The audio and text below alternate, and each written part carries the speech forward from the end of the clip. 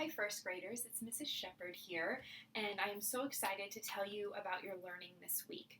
This week, we are going to be practicing our research skills, and we are going to be looking at the external structures, the body parts, of three specific animals. And of course, after you do these three animals at home this week, you can always research some other animals that you're interested in.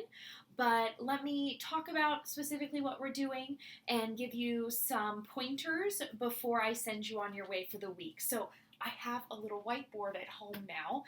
It was actually in my mom's garage. I used to play school with it when I was a kid, so I got it here in my house. So here is our whiteboard, and we'll talk about what our objective is for the week. So we're doing animal research. Students will be able to research an animal and learn about the important external structures that help it survive, grow, and meet its needs. So when we're thinking about researching an animal, sometimes we think about, oh, I want to learn the coolest facts. And you can do that. That is awesome. But I also have some very specific questions that I want you to answer about each animal. So it's going to kind of keep us focused. Now, let's talk about some of these words here. To research means to look for information and learn about something. When we're in the science lab, we have researched by watching informational videos. We have researched by listening to Mrs. Shepherd read a book from the library. You have researched by reading on your own about different topics. So that is what we're going to do for this research. We're going to use a variety of sources, not just one book, not just one video, not just one read aloud from Mrs. Shepherd, but we're going to use a variety of sources of information for each animal. Now, we're going to research an animal and learn about its important external structures. And we talked about this last week, about how animals have external structures or outside body parts. We're not worried too much about the inside of the animal's bodies, their heart, their lungs, their bones, their blood. We're not really researching that too much. We're focused on the outside, their body parts that we can see from the outside when we look at them. So we're going to focus on the external structures that help it to survive, grow, and meet its needs. So the three animals we're looking at this week, one day, the first day, you are going to research stingrays. The second day, you're going to research giraffes. And the third day, you're going to research bald eagles. You might notice that one of these animals lives in water, one of these animals lives on land, and one of these animals lives mostly in the sky, but can fly. So they all have some different structures, and I picked them very purposefully. Every year, I have the first graders research these three animals. Now, like I said, if you do these three, but you are really interested in some different animals in the world, then feel free to work with your adults at home and use our question and research pages and learn about some other animals that you're really excited about. So now let me show you the page that you're going to print out and I have it linked on the science website. And this is how you are going to do your research and plan your research. It's actually 2 pages per animal. And what you'll do is you'll print it out 3 times. So you have it once, one for the stingrays, one for the giraffes, and one for the bald eagles. And you're going to put your name at the top.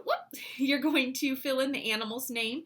And then there are questions. And this is to help you focus your brain on what you need to look for about each animal. So I'm going to read them to you right now. I'm going to move my body over here so you can see the questions. The first one is, how do they move around? So you need to find out how that animal gets from place to place. Do they fly? Do they walk? Do they swim? Do they have, what body parts do they use to get around? You're going to write that here. How do they get around and what body parts do they have to help them get around? Second question, how do they grasp or hold things?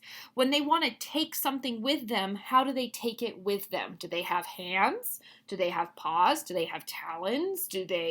But how do they get something somewhere and move it with them? Number 3, how do they take in information? And this is a lot. How do they see stuff? How do they hear? How do they smell? So you're going to write about how do they see, any facts you can find about how they hear or how they smell. So you're going to have to write kind of small in these boxes and use jot dots just to write the key words to help you remember.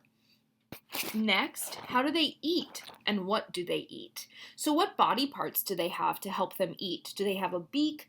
Do they have teeth? And how and what do they eat? So what food do they like to eat? And you can make lists here. How do they take in water? So do they drink? How do they get water into their body? How do they take in air? Okay. How do they protect themselves? So protection means how do they stay away from danger? How do they get away if they see a predator that's coming after them? How do they fight back if they need to fight back? That's all about protection. And the last one is, do they live alone or with others? Are they an animal that lives all by themselves once they're grown up? Do they always live in a group? And if they live in a group, what is that group called? So you're going to put those facts there. Now, these are the main questions on the first page that you're going to answer for every animal.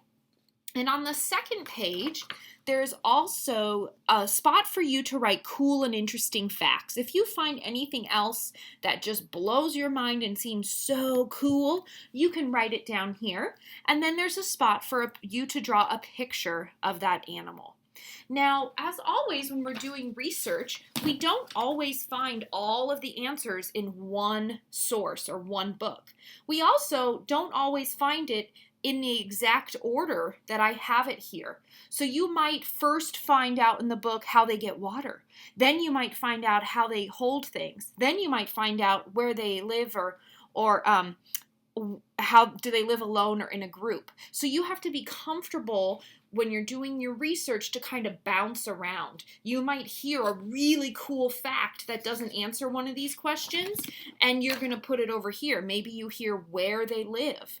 Maybe you find out that they're the fastest animal in the world. Then you're going to write all of that here. So by the time you're done with each animal, when you're done with stingrays, you should have these 2 pages pretty filled out with hardly any blanks about facts about stingrays. And then on the second day, you're going to do the same thing with these 2 pieces of paper, some new clean pages, but you're going to do it about the giraffes. And on the third day, you're going to do it for the bald eagle. So I cannot wait, boys and girls, to be able to read your research, to see your research, to see the facts that you find. And I hope you enjoy learning about the external structures of different animals. So I'll talk to you soon, and I can't wait to hear from you. Bye!